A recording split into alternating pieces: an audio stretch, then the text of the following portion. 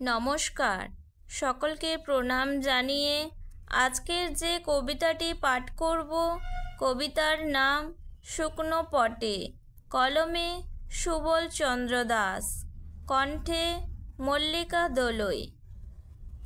শুকনো পটে রইব চেয়ে আমি তোমার পানে, এমন ভাবে ভাসব নাকো একা নয়ন বানে।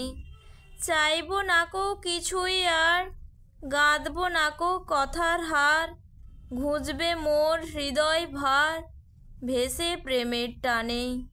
শুকনো পটে রইব চেয়ে আমি তোমার পানে, আসবো যাব এমনি করে, থাকবো আমি ভবের ঘরে। অঞ্জলি দেব দুহাত ভরে নতুন ছন্দে গানে। শুকনো পটে রইব চেয়ে আমি তোমার পানে, কেমন করে চিনবে মোরে, খেলবো আমি নতুন ভোরে। পড়বে মনে ঘুমের ঘোরে, বুঝবে নাকো মানে।